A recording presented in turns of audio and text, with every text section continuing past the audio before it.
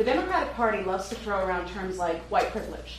Now, this is an area that across all demographics has been depressed because of the loss of its industry and an opioid crisis.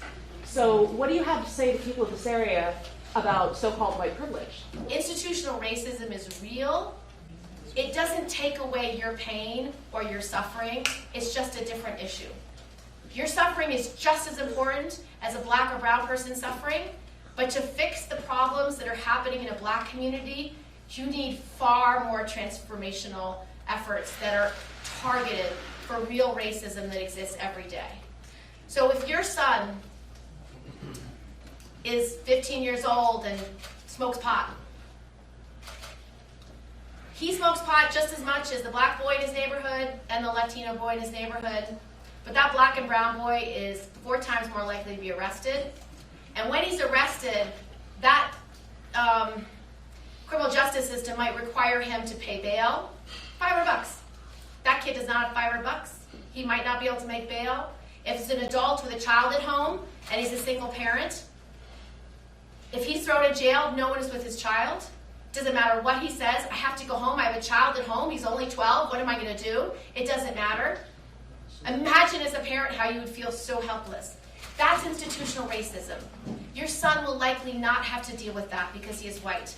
So when someone says white privilege, that's all they're talking about, is that his whiteness will mean that a police officer might give him a second chance. It might mean that he doesn't get incarcerated because he has just smoked a joint with his girlfriend.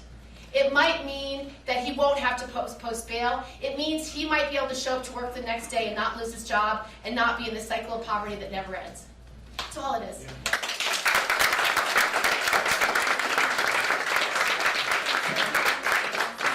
But it doesn't mean that you don't deserve my voice lifting up your challenge. It also doesn't mean that black and brown people are left to fight these challenges on their own. A white woman like me, who's a senator and running for president of the United States, has to lift up their voice just as much as I would lift up yours. And that's all it means. It doesn't take away from you at all. It just means we have to recognize suffering in all its forms and solve it in each place intentionally and with knowledge about what we're up against. The U.S. Vice President visited 2 detention facilities on the southern border on Friday.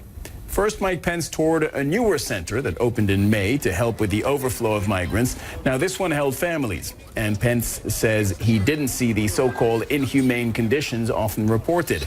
He said the migrants there were being treated well and were getting compassionate care. Now look at this. It was a very different picture here at the single adults facility that Pence visited next. It was packed. The men said that they didn't have access to showers, were not able to brush their teeth, and were sleeping on the floor. Border Patrol says there isn't enough room for cots. CNN's Pamela Brown asked the U.S. Vice President about the discrepancy between these 2 facilities.